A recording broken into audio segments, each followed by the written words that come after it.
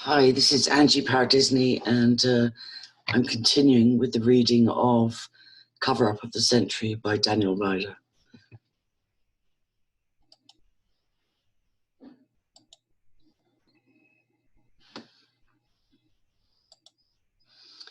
Chapter 14, Brainwashing and Programming. And just before I start, even though the last chapter was very triggering, I'm not sure if this one will be, but I just pray in Jesus' name anyway for protection, for especially guarding of the mind, and for everybody listening to this, especially those with the possibility of influence to do the right thing and not just recognize this phenomenon of satanic ritual abuse, but actually start to take it down. Brainwashing and programming. As therapists continue to work with ritual abuse survivors, they are stunned at some of the sophistication of the brainwashing and programming.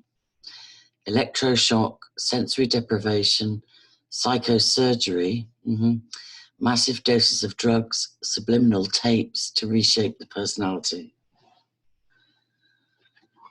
At first glance, this all might sound like intriguing science fiction. However, a closer look shows it is anything but fiction. And what's more, not only is it utilized by cult members, but by governments all over the world, and I would suggest the mainstream media as well, since Project Mockingbird. At the first annual conference on ritual abuse, mind control in Richmond, Virginia, Alan W. Shefflin presented on significant events in the history of mind control.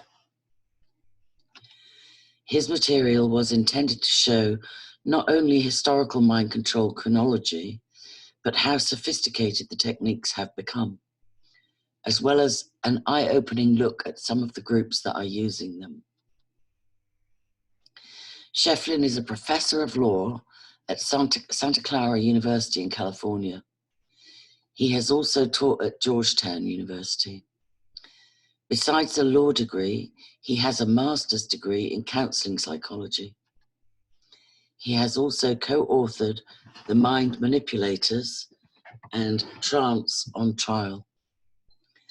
Brackets, the latter won the 1991 Guttmacher Award from the American Psychiatric Association for the most outstanding publication of the year in forensic psychiatry. The following is based on the presentation in Virginia and a series of follow-up interviews. Mind control history. In the late 1960s, then Georgetown University law professor Alan Shefflin procured several documents being smuggled out of Russia by the Soviet underground human rights movement. The documents were translated in London, then passed on through Amnesty International. They described political oppression, including the use of unethical psychiatric techniques for attempting to convert dissidents.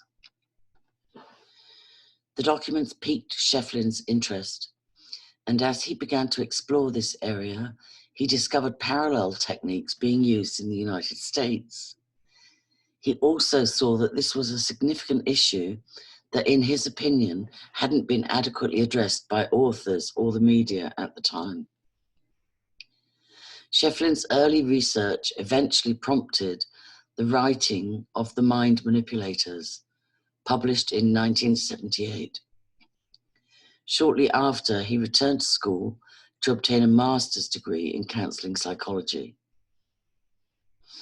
Of the decision to get into psychology, Shefflin said, "I had spent a decade reading about how all of the collected wisdom on human nature by psychologists, psychiatrists, and other healers was being used to pervert, convert, and destroy healthy individuals, brackets, through these mind control projects.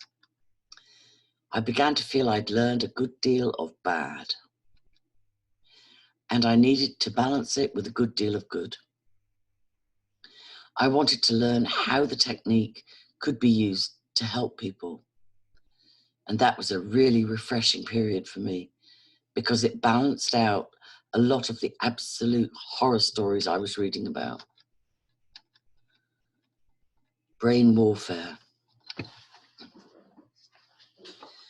One of those stories which Shefflin believes marks the beginning of the modern brainwashing era was the, quote, Moscow show trials in the 1930s. Joseph Stalin's communist regime had overthrown the Bolsheviks. Stalin wanted to consolidate his power, and as usual, after one of these takeovers, the regime put some of its predecessors on public trial. However, the, quote, usual people weren't put on trial. Instead of prosecuting members of the old line regime, Stalin put a number of Bolsheviks on trial who were, in essence, his friends. Brackets, these were younger Bolsheviks who'd actually helped orchestrate the revolution and takeover of the Tsar. In other words, some of the people who aided in the overthrow were now seeing themselves as traitors. What's more, said Shefflin, astoundingly, they readily confessed to a whole litany of war crimes historians would later determine they never committed. This began to foster worldwide suspicion the Russians had, indeed, developed effective brainwashing, mind control techniques. This was underscored dramatically again during the highly publicized trial of Hungary's Catholic Cardinal Mincenci in 1949. Mincenci had been a staunch, outspoken anti-communist for years. However, when the communists took over Hungary, Mincenci was arrested and jailed for 6 months. He too went to trial, said Shefflin, and his whole demeanor, actually, it would seem his whole personality had changed. He was now quite docile and categorically confessed to errors in most every aspect of his thinking about communism. Wow. Shefflin said the power of torture and mind manipulation techniques is sometimes simply phenomenal in actually persuading someone to believe in the exact opposite of their ideology, no matter how seemingly skewed the new ideology is. Note, such is the case, for instance, with transgenerational Satanism. Through a series of torture and mind control techniques, such as promoting paradoxical thinking, victims are convinced bad is good, pain is pleasure. Hell is a desirable place to go. Quote, not only were people being manipulated into believing their old political or religious beliefs were wrong, but more, they were actually believing they were traitors, sinners, and would beg to be shot, said Shefflin. Wow, talk about re-education camps. Wow. Shortly after the Mincenci trial, the CIA reportedly procured a secret document that detailed some of the drugs and sophisticated hypnotic techniques used on Mincenci. Consequently, there was concern at the CIA that the Soviets were significantly outpacing the United States in, quote, brain warfare, said Shefflin. Quote, part of the story was the fear the Soviets had made advancements in controlling the way people think and act that could not be replicated or understood in the West, said Shefflin. The other part, I believe, is it unleashed the seductive zeal in people who wanted to learn how to make other people do their bidding. In 1951, mind control research became a documented CIA goal, said Shefflin. And just as a precursor to this next section, it is possible the CIA was doing some preliminary work on mind control with the help of what would seem the most unlikely of allies. Shefflin said it is a fact the United States clandestinely brought over Nazi rocket scientists after World War II to glean information. And there is unconfirmed conjecture, said Shefflin, that some of the Nazi doctors involved with human experiments in the concentration camps were also smuggled over to the United States and hidden in order to get as much research data from them as possible, including data from mind control experiments.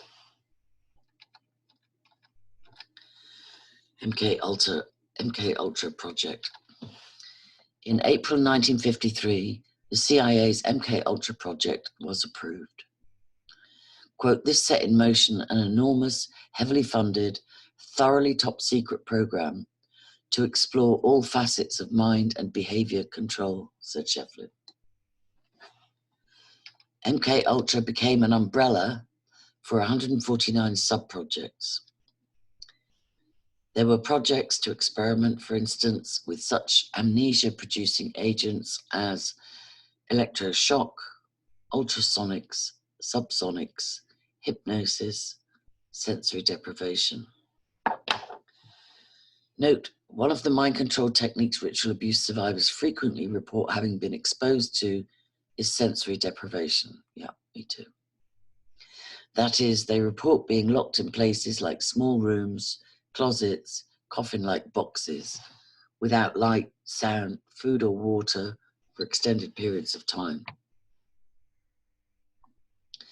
An environment sometimes used is a sensory deprivation flotation tank.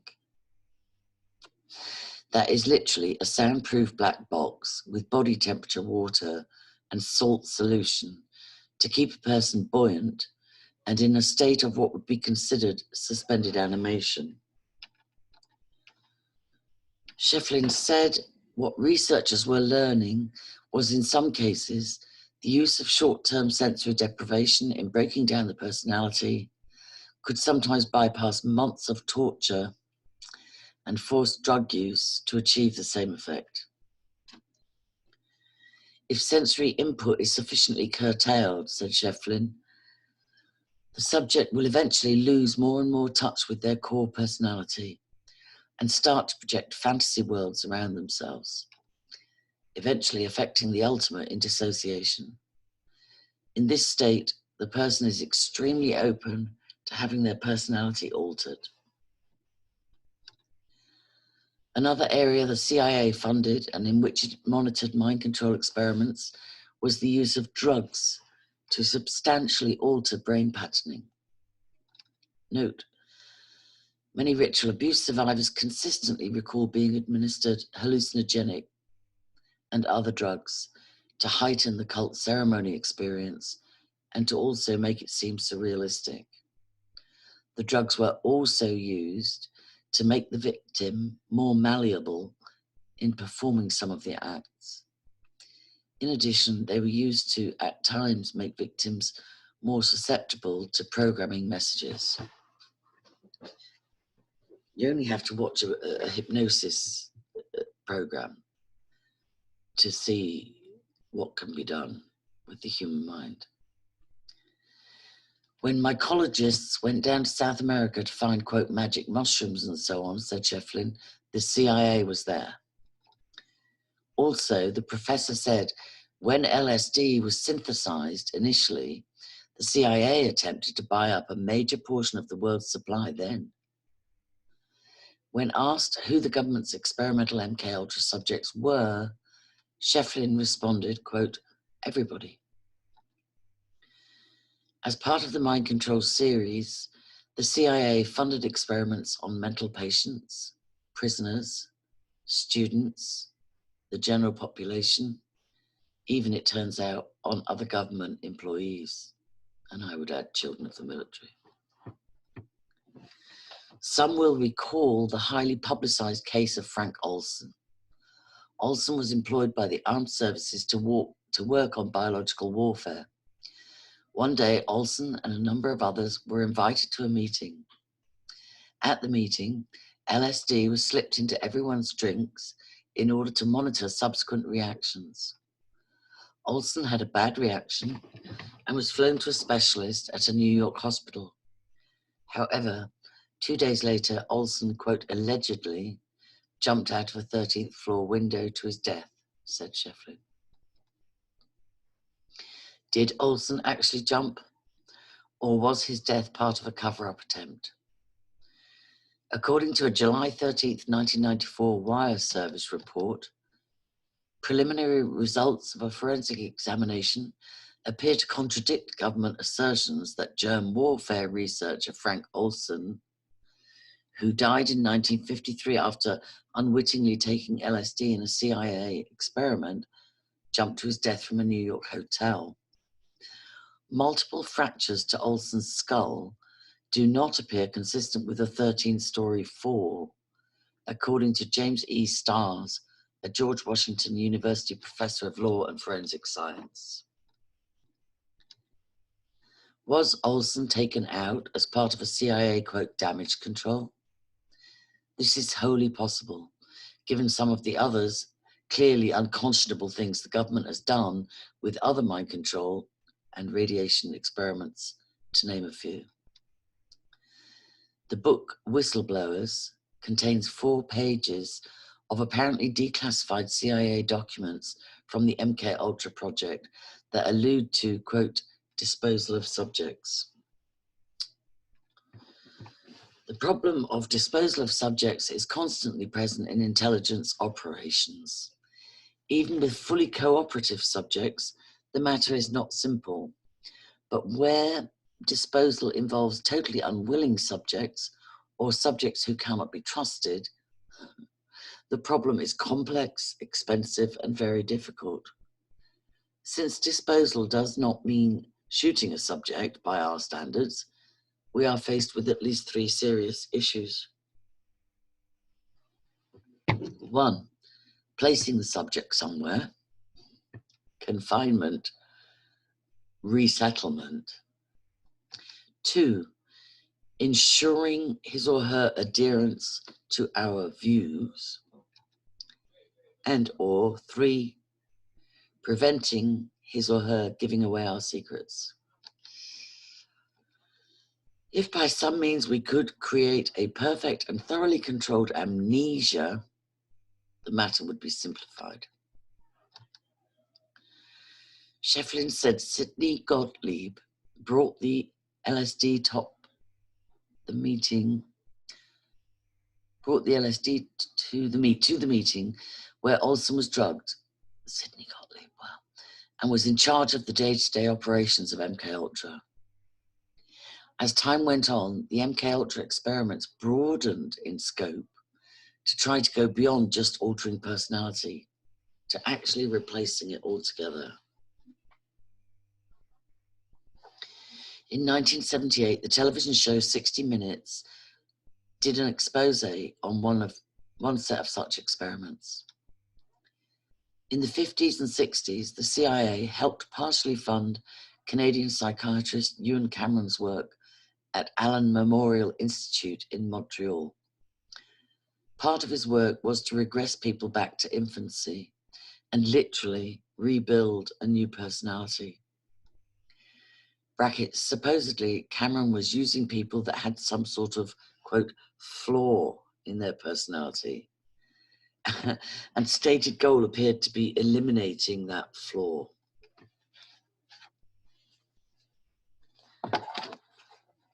People were, quote, depatterned through electroshock, massive doses of chemicals, brackets LSD, mescaline, psilocybin, and so on.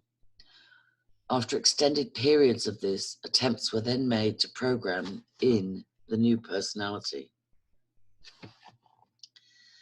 The initial experiments apparently left some subjects permanently damaged in a number of ways. Some were unable to work ever again. Some experienced significant memory loss. Some also experienced deep distrust of the psychiatric field in general, keeping them from getting sound psychiatric help to help reverse what had been done. One man, said Shefflin, had actually gone into the hospital with merely an organic leg problem.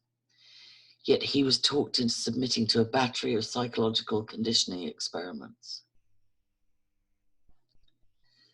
Patients went to see Cameron voluntarily and didn't realize much later they were being used in experiments, according to a February 1993 New York Times article. The article reported on Canada finally agreeing to compensate victims of these psychiatric experiments. Brackets, the United States had already settled. The Canadian government agreed to pay each patient $80,000. According to the article, the patients at Allen Memorial Institute at McGill University were put into a drugged sleep for weeks or for months. In that state, they were subjected to electroshock therapy until they were, quote, depatterned, knowing neither who or where they were, and forced to listen repeatedly to recorded messages broadcast from speakers on the wall and under their pillows. The article goes on to chronicle the story of Linda MacDonald, now 55, it's probably 20 years ago this book was written, who spent 86 days in the, quote, sleep room. She was subjected to 109 shock treatments and mega doses of barbiturates and other drugs. When she left the experiment, it's reported she could not read or write, had to be toilet trained, and could not remember her husband, her 5 children, or any part of the first 26 years of her life. As Shefflin mentioned earlier, wiping out someone's personality and then programming in one that will do the programmer's bidding is very, quote, seductive to some. We see this happen in cults of all kinds. And what's even more sophisticated, it is the actual systematic programming in many alter personalities who will respond to programming cues. A cinematic version of this is the 1950s film Manchurian Candidate. This was the story of an American prisoner of war in North Korea who was programmed with an assassin alter personality. Every time he was shown the Queen of Diamonds playing card, the assassin personality would come up and the personality followed whatever set of instructions were given. When the, quote, hit was over, the assassin personality would recess and the, quote, host personality would return, remembering nothing of what happened. A modern day version of this happens to the character Bridget Fonda plays in the movie Point of No Return. In this case, the United States government fakes a woman's death, then systematically programs her to become an assassin. The code name Nina is used to invoke the assassin personality every time she's to carry out a hit.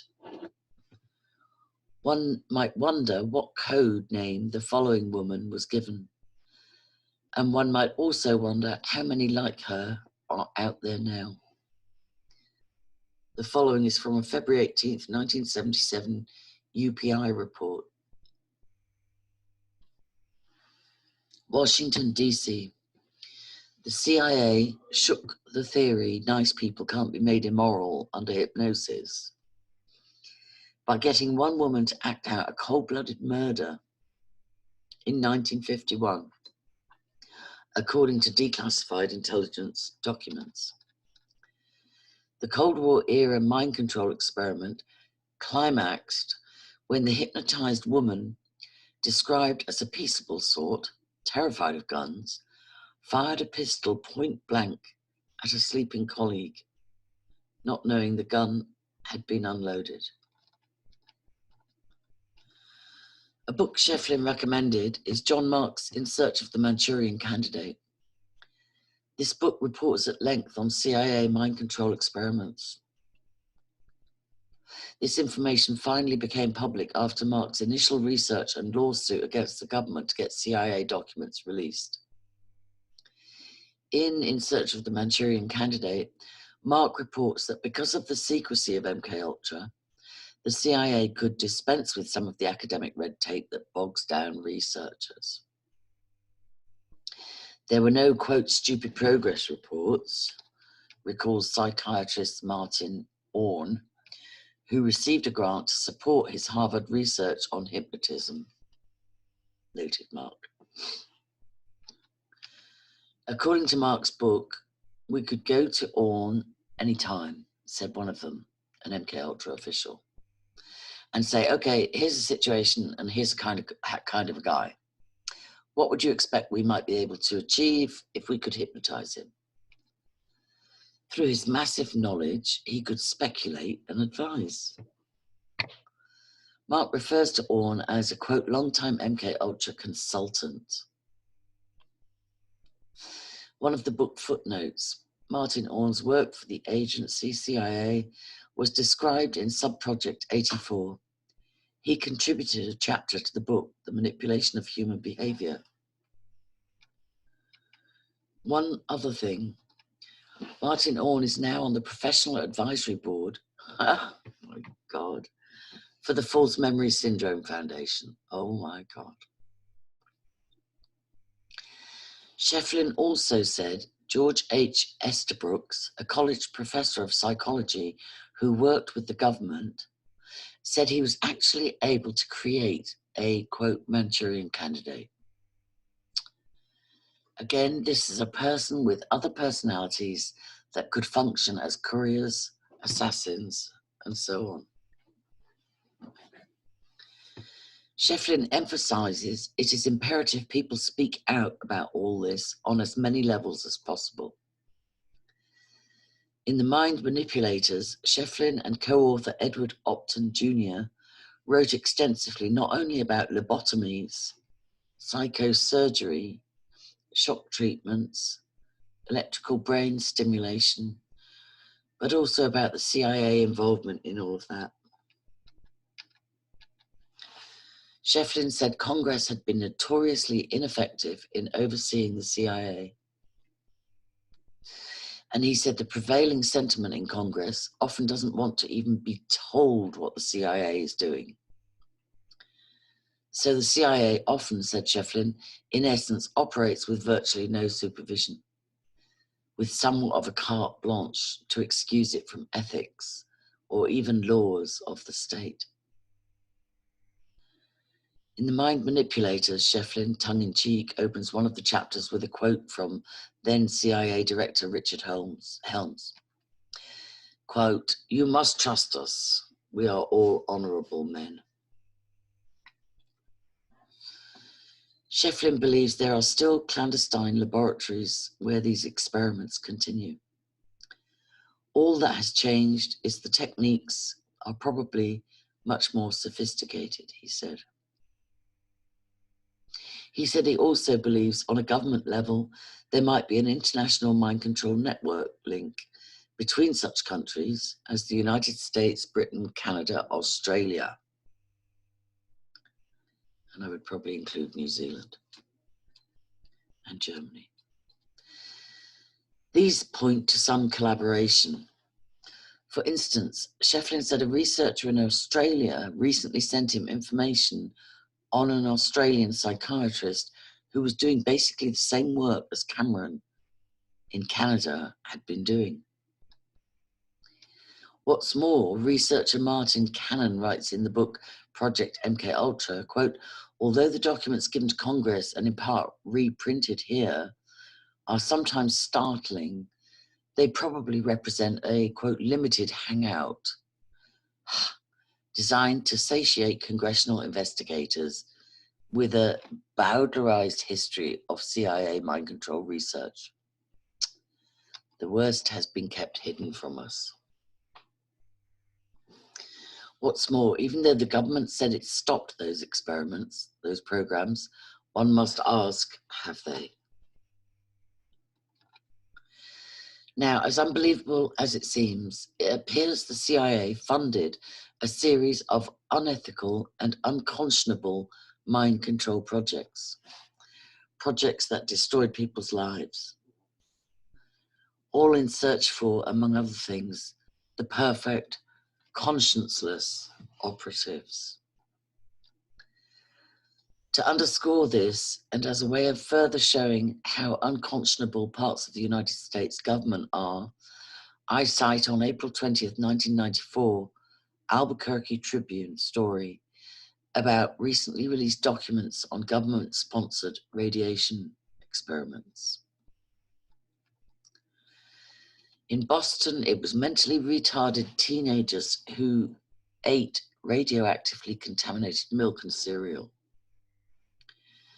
In Nashville, Texas, it was low-income pregnant women who took radioactive iron pills.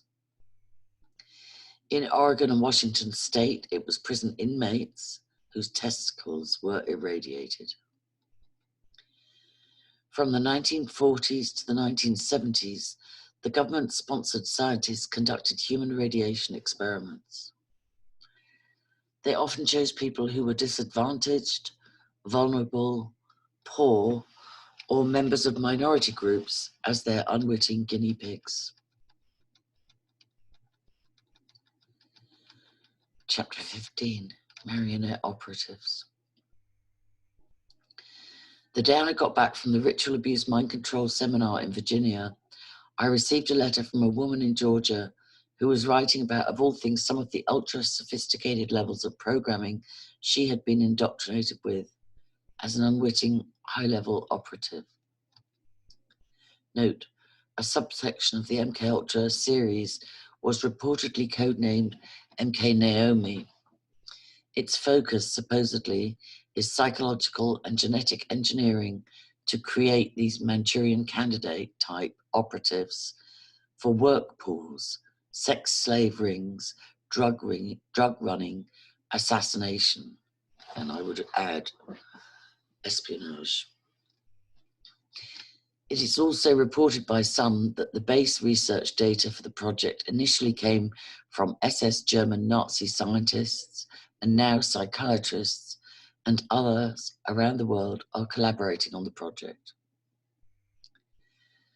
Kathleen H. is 38 years old, 20 years ago, so probably 58 now if she's still alive. Married, and 4 years prior to this interview, got into recovery for codependency issues. As she was doing recovery, psychotherapy, she sequentially got in touch with past physical abuse, sexual abuse, and finally a complex altered personality system that would eventually reveal her reported long-term involvement as a sex slave, courier, and assassin in conjunction with the highly secretive government mind control project, she said. Kathleen's father had been an electrical engineer for a major communications company in Pennsylvania, who was also involved with transgenerational druidism and Satanism, she said. Kathleen reports being indoctrinated at an early age and over time was sequentially involved with the Satanic hierarchy, then Order of the Golden Dawn, and finally the Illuminati.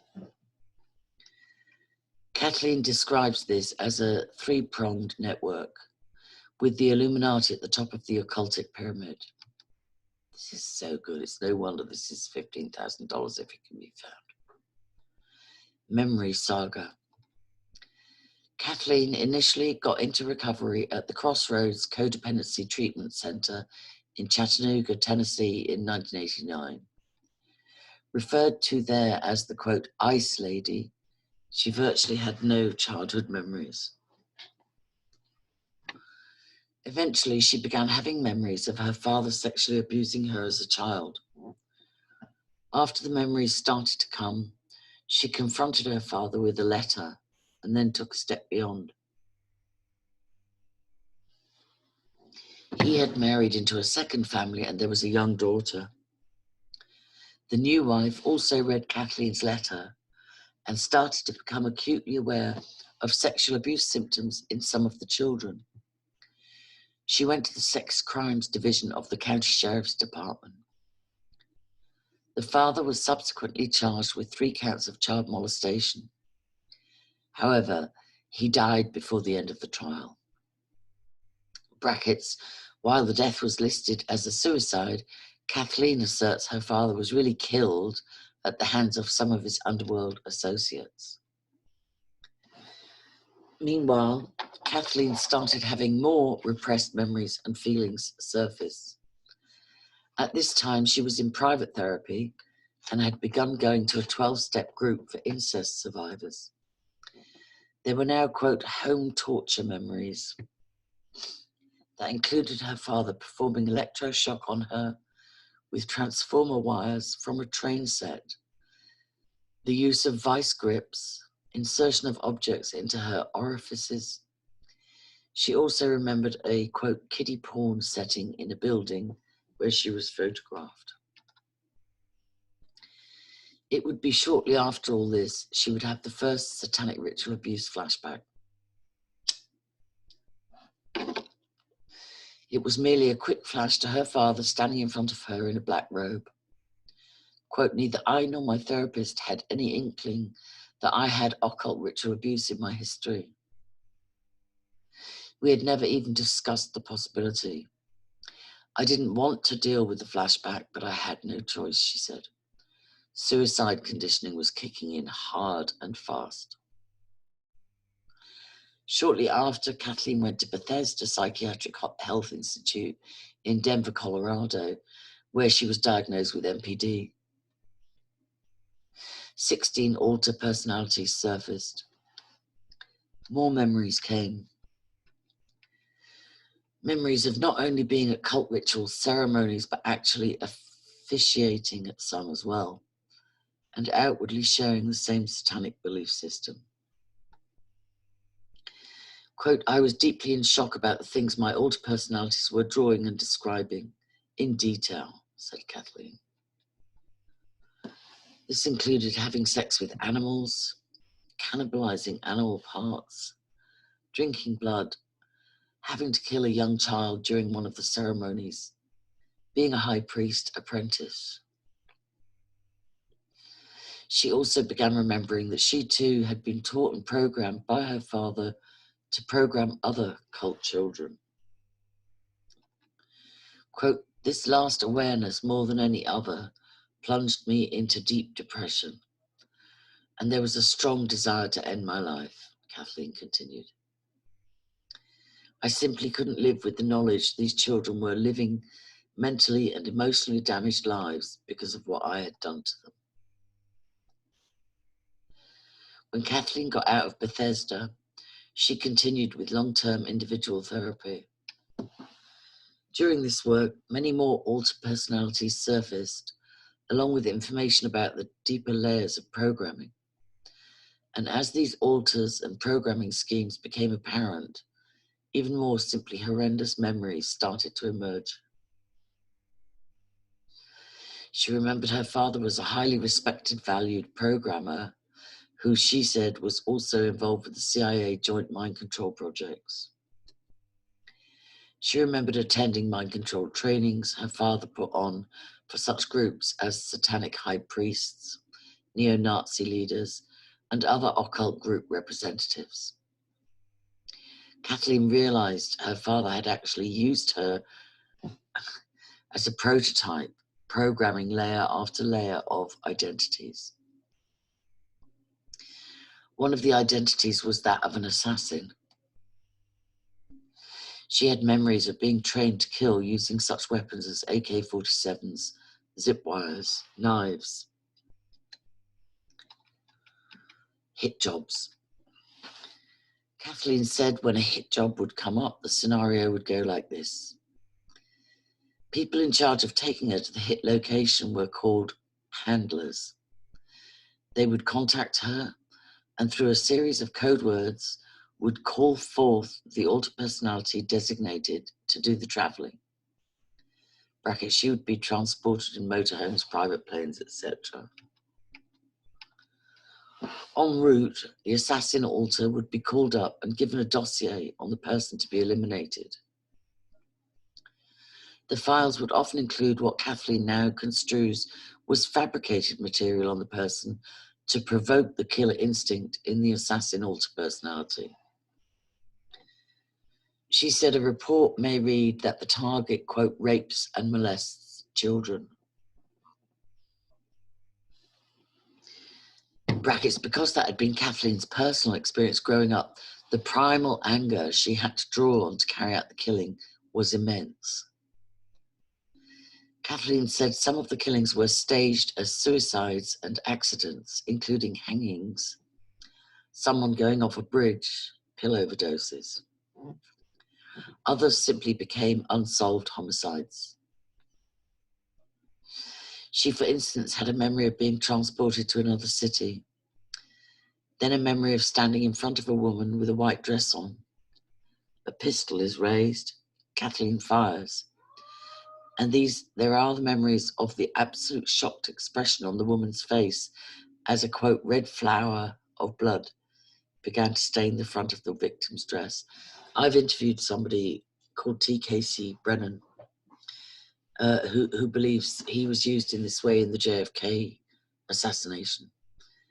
You can find that on my YouTube channel or on my blog, angeluscassius.org. Kathleen said she believes she was seldom briefed on the real reason the person was being killed. But she surmised it was sometimes, say, a local Satanic high priest who was holding back money from the Illuminati, or a defector who had begun to talk. Who knows, said Kathleen, maybe the woman I killed was doing the same thing I'm doing today with the interview. After the killing, Kathleen said she would be transported back home, the alter personality recessed, and she would have no conscious memory of what happened. Quote, I was taught at government and other facilities how to kill people. I was trained in alter personality states how to use a number of standard and non-standard weapons, Kathleen continued. After working through these particular memories, assassinations, I met with several men who were in special forces and military intelligence. I gave these people detailed descriptions of the techniques I was taught and of specific types of weapons, bombs and ammunition that I also used in alter states. Each one told me that very few civilians knew about the methods of killing I described. I talk in video disclosures of my own about my father coming home regularly, particularly I think when we were stationed Market Drayton. I can't remember the RAF base in the UK, but it was where the SAS were trained as assassins, and he would come home with great excitement with new murder techniques which would leave no trace. They have validated my memories enough for me to be confident in sharing the truth with other people. Kathleen ended by saying, quote, I know the Illuminati wants to ultimately rule the world. Talk about control freaks. Point of no return. Earlier, I alluded to the movie Point of No Return, written by Robert Getchell and starring Bridget Fonda. In the movie, Fonda's character's death is faked, and she is forced to become a trained assassin, or marionette, if you will, for a highly secretive United States government project. Through forced confinement, threats, psychological and physical manipulation, brackets, she is even shot in the leg by her trainer at one point. She is, quote, broken. There's somebody else I've interviewed with this lady, Irma Stroud. She's gone underground. I think she's been pulled back in, but she gave me 9 years testimony. She is then given a code name, Nina, and trained in martial arts, advanced weapons use, etc. Does that remind you of Angelina Jolie? She systematically becomes more skilled and more cold as this persona attached to the code name evolves. She is eventually released from the supervised underground training location to remain somewhat of a normal life to resume somewhat of a normal life on the outside. She gets an apartment, gets into a relationship, is again experiencing the full ranges of emotions. However, periodically, she would get phone calls where the code name was invoked. With this trigger, she would move into her professional, almost conscienceless assassin persona and carry out whatever commands she was given. James Casbolt and Max Spears. James is still alive, Max is not, but they talk about this at length. Holly Bagbier too. Many James Rink super soldiers. While the main character's code name was fictitious, the general scenario is far from fictitious and is not without some pretty tangible documented precedents. The woman's code name was Tanya. The world knew her as newspaper heiress Patty Hearst. Wow, I remember my father talking about this. In 1974, she was kidnapped by the Symbionese Liberation Army, SLA, a small political terrorist group. Through sensory deprivation, being starved and locked in a dark closet for weeks, intimidation, threats, sexual abuse, and any number of other psychological and physical manipulations, Hearst apparently was, quote, broken. Then through mind control, she was coerced to become a member of the group. She passed up chances to escape, participated in armed bank robberies and other SLA operations.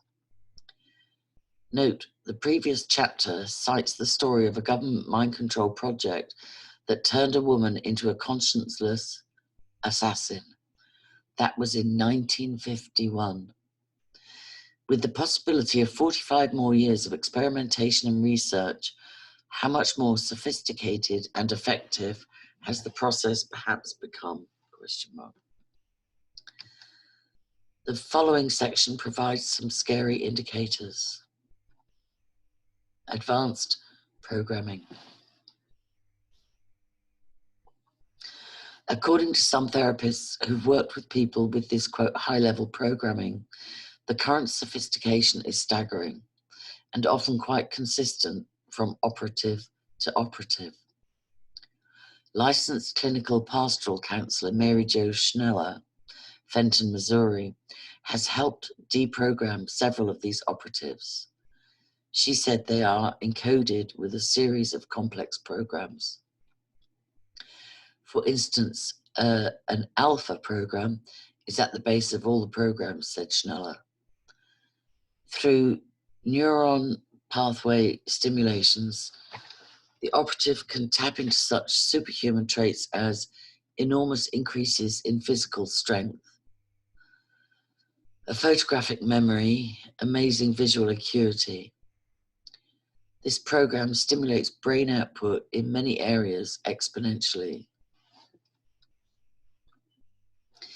Beta programming is designed to create the ultimate sex slave, said Schneller. These alter personalities are programmed with no sexual inhibitions and trained to perform practically any fantasy. Gamma programming utilizes a series of sophisticated blockers to keep the programs and alter personalities totally compartmentalized. Delta programming is designed to create assassin alter personalities. Theta programming, said Schneller, entails tapping into psychic abilities. Since these abilities, such as extrasensory perception, are often erratic, Schneller said methods for controlling and enhancing these abilities have been developed. The brain, for instance, is stimulated by such things as lasers and electromagnets. Chi programming includes callback dates for the person to say, return to the cult. And Omega programming consists of self-destruct programs.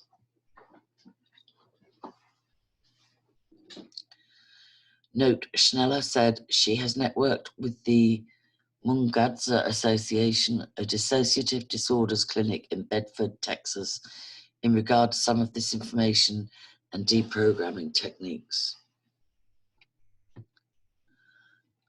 Quote, robot alter personalities. More and more therapists are coming across survivors reporting high-level marionette operative stories similar to Kathleen's.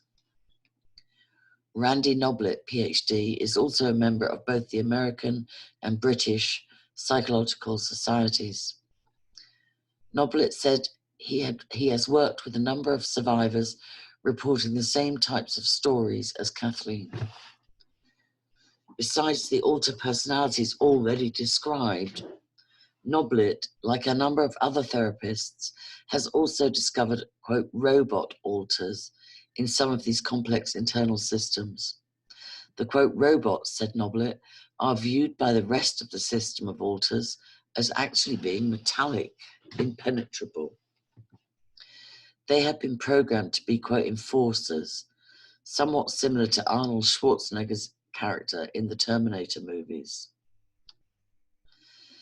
The fact that these types of patients, operatives, are coming up so often leads me to believe this is not confabulation, said Noblitt. Supremacist domination. Dr. Colin Ross has also worked with survivors reporting similar stories. Ross is the director of the Dissociative Disorders Unit at Character Hospital in Dallas. He is also the author of Multiple Personality Disorder, Diagnosis, Clinical Features and Treatment, and Osiris Complex, Case Studies in MPD. Ross doesn't dismiss the stories of high-level programming. According to Ross, some have already been documented as well. As discussed earlier, Ross said some of the government mind control experiments have now been declassified, and reports on some of the same dynamics as in these marionette survivor stories. Quote, and government experiments have been systematic and highly unethical, he said. Ross, for instance, cited a 1961 Scientific Digest article about G.H. Estabrook's work in concert with the United States government to deliberately create Manchurian candidate-type alter personalities that could be cued by hypnotic codes to become military operatives. Ross, I need to say that I believe I was such a survivor, I am such a survivor, and what interrupted the fact, even though I was a reluctant monarch, as was my mother, for as long as I can remember, but I actually believe I was deactivated through being born again, through having an authentic spiritual awakening and connection with God through Jesus and the Holy Spirit. I think it fucked up the programming completely. And that's how come I'm still alive at 62 and able, you know, with some scars and wounds to actually do something towards exposing this.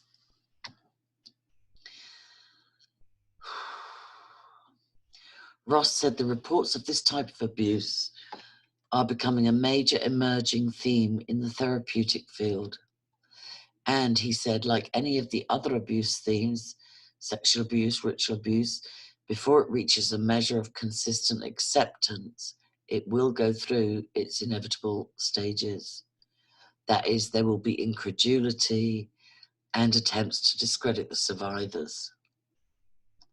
Likewise, the therapeutic field will most likely become highly polarized around the issue. However, as more reports surface and more evidence links are established, degrees of acceptance will inevitably increase in the therapeutic world and in society. Ross also reiterated the medical experimentation mind control phenomenon is not initially coming from a place of pure conjecture. As discussed, some of the government experiments have already been documented. What is left to determine is how much of an overlap there is into ritual abuse groups, to what extent it is going on in society in general, and who is pulling the strings. Ross said there are indications the overall links are extensive, with ties into the Kennedy assassinations. Yeah, T. Casey Brennan. Look up that interview on my blog or on my YouTube channel. Jonestown, even Waco. Yeah, Jason Goodman's interviewed some fantastic people that will give you the other story. In recent years, there have been a number of investigative pieces that indicate the linking of Jim Jones, the leader of the People's Temple in Jonestown, Guyana, to the MK Ultra series.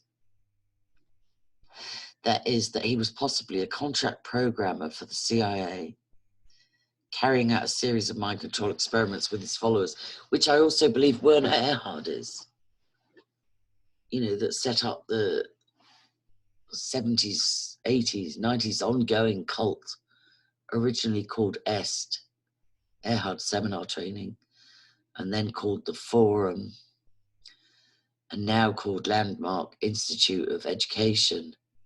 It was a cult I was in for a decade. I believe that was all. It's historically documented. He was at Esalen Institute. He was there for the Council of Nine channeling demonic event. He studied under Jack Parsons and L. Ron Hubbard, Scientology, and it's all documented, although he tries very hard to scrub himself from the internet.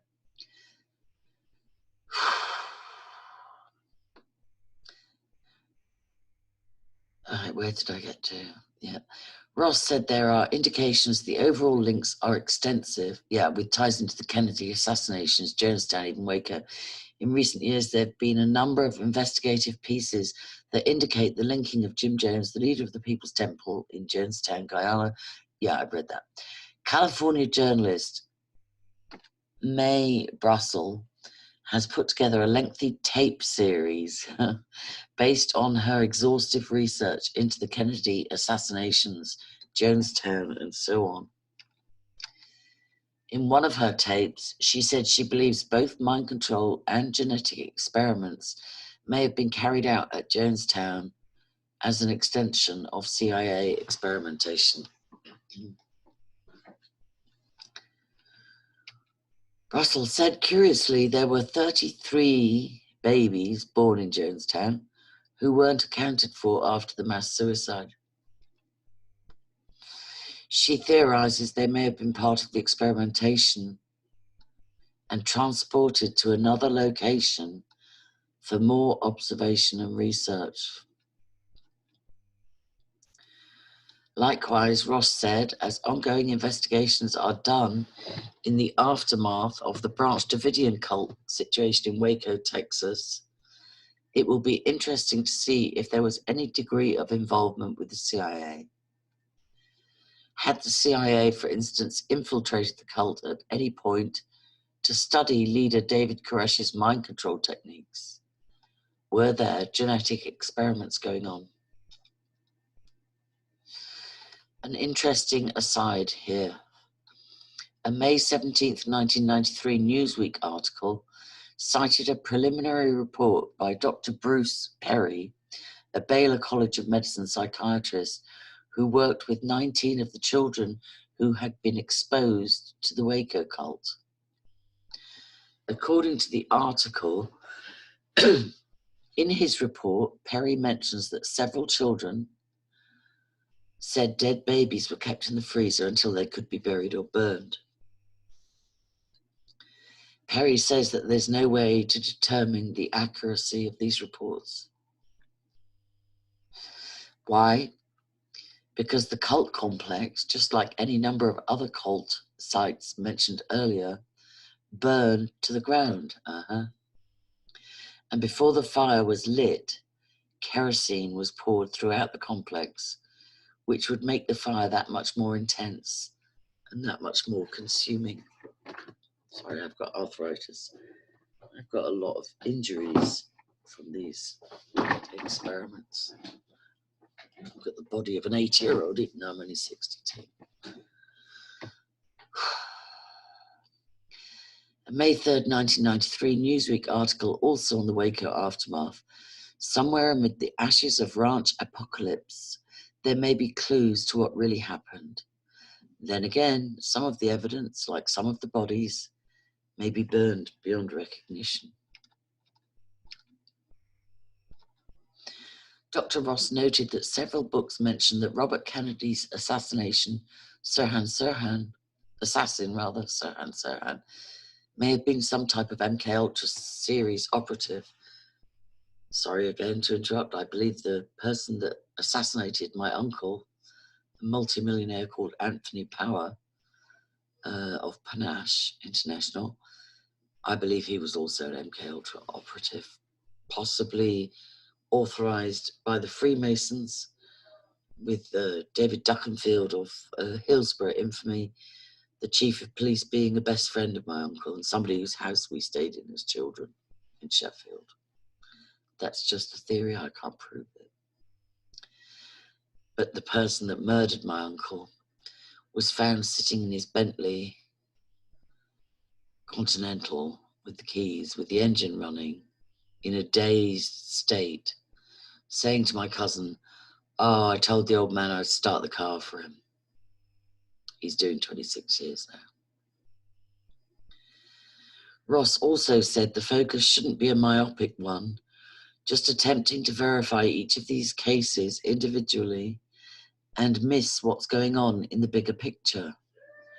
Ross said at this point there should be some, quote, global level concern about the driving force behind it all, which according to Ross would point towards a, quote, full tilt white supremacist movement intent on world domination. Ross also said some of the apparent plan, however, is starting to break down as recovery technology is evolving to help survivors uncover the programming and start to reverse it. Note, as Dr. Ross alluded to, there has been conjecture Sirhan Sirhan may have been a programmed MK Ultra series type assassin. In the Video Treasures documentary, The Second Gun, about the RFK assassination, there's a segment that explores this possibility. The beginning of the segment displays one of Sirhan's notebooks. It included repeated references to, quote, black magic, spelled M-A-G-I-C-K, and was punctuated with such satanic symbols as an upside-down cross. The documentary's narrator then raises the question, like the hero in Richard Condon's novel The Manchurian Candidate, could Sirhan be brainwashed and programmed to commit political assassination? ? Sirhan repeatedly maintained he couldn't remember anything about the assassination. In an interview with Sirhan's mother later, she said her son told her, "I don't remember doing it. I was told I killed Senator Kennedy." The tape also offers some extremely strong evidence. Sirhan might not have been the only assassin, and there actually may have been a second gun involved, which also tends to connote that, as with his brother John, there may have been a lot more to Robert Kennedy's assassination than we've been led to believe. Of course, with JFK, there was not just a sole assassin. Was a programmed alter personality in Sirhan cued to act out on Robert Kennedy that day? ? And if that's the case, does that account for why Sirhan claims he can't consciously remember the shooting? ? The answers aren't clear, but given the information that has been surfacing of late about these Manchurian Candidate type operatives, what is clear is this possibility should be investigated a lot more than it currently is. In the book Operation Mind Control, author W.H. Bauer writes, "The closest the courts have come to considering the case of mind control was in the Patty Hearst case. But F. Lee Bailey at the last minute moved from his planned brainwashing defense. One of the witnesses in the defense was Dr. Martin Orne. Dr. Orne testified at the trial that Patty Hearst had indeed been brainwashed by the SLA.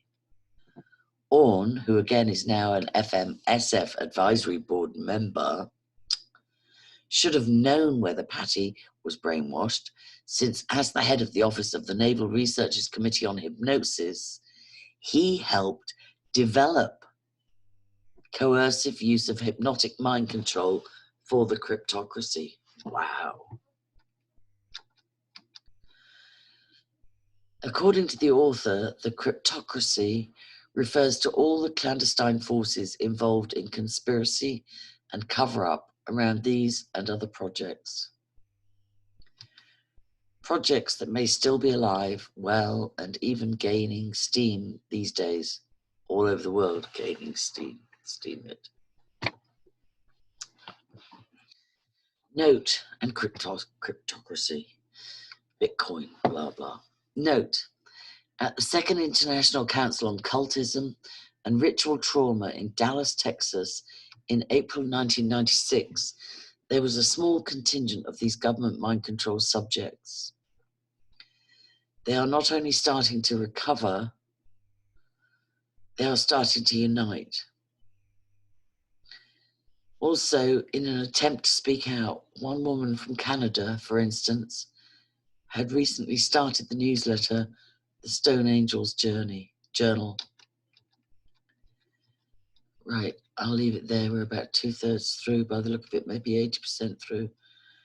I'll pick up next time on chapter 16, World Conspiracy. I stayed away from these kind of, not that I would have stumbled across this book, but I stayed away while I was piecing together my own history. I stayed away from other people's stories so that my own remembering would not be contaminated. But reading this kind of thing just utterly validates and confirms the horrors, the horrors. Okay, Angela Paradisney, YouTube and Facebook, Angie Paradisney on Twitter, and angelascaches.org. Please share, and if you can support my work in any way, I'll include a PayPal or a GoFundMe link in the description box. Thank you. And please pray. Please pray.